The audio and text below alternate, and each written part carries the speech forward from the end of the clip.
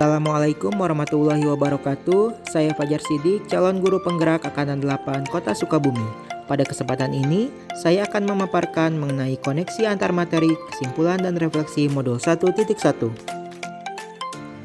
Setelah mempelajari modul 1.1 mengenai pemikiran Ki Hajar Dewantara, saya menyimpulkan beberapa hal diantaranya sebagai berikut.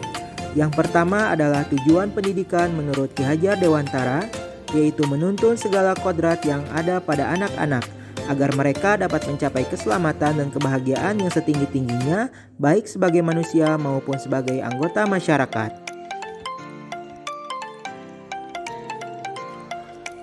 Berikutnya, pendidikan harus sesuai dengan kodrat anak, yaitu kodrat alam dan kodrat zaman. Kodrat alam berkaitan dengan sifat dan bentuk lingkungan di mana anak berada, sedangkan kodrat zaman berkaitan dengan isi dan irama yang bermakna bahwa kita sebagai pendidik harus dapat memberikan keterampilan kepada anak sesuai dengan zamannya.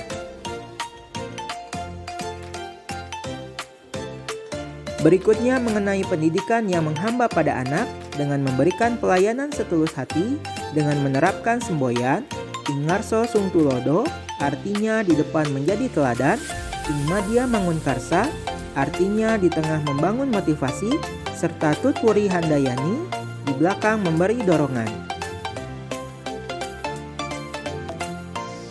Kemudian, pendidikan yang menuntun yaitu pendidikan yang memfasilitasi dan melayani setiap siswa yang diharapkan dapat menebalkan budi pekerti yang baik dari setiap siswa. Pendidikan budi pekerti menjadi satu bagian tak terpisahkan dari pendidikan dan pengajaran. Pendidikan budi pekerti merupakan perpaduan antara cipta dan karsa yang menghasilkan karya.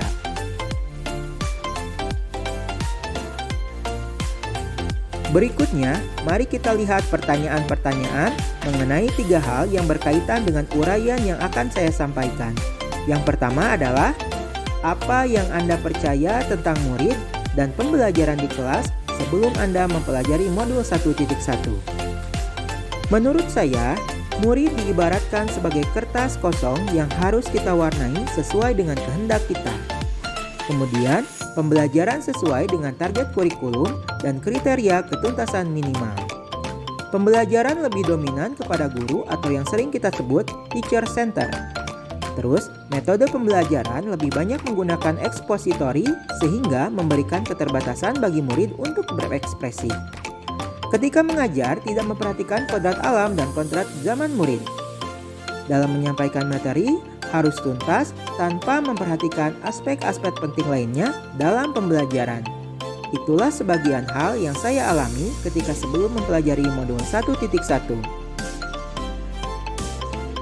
Kemudian pertanyaan yang kedua, apa yang berubah dari pemikiran atau perilaku Anda setelah mempelajari modul ini? Setelah mempelajari modul 1.1, pikiran dan perilaku saya berubah. Yang pertama adalah, setelah saya mempelajari modul tersebut, saya mulai menerapkan pembelajaran yang berpihak pada murid atau student center. Berikutnya adalah, saya mengajar murid dengan memperhatikan kodrat alam dan kodrat zaman. Selanjutnya, saya berusaha menciptakan pembelajaran yang menyenangkan, kreatif, dan inovatif, serta mengurangi metode ceramah atau ekspositori.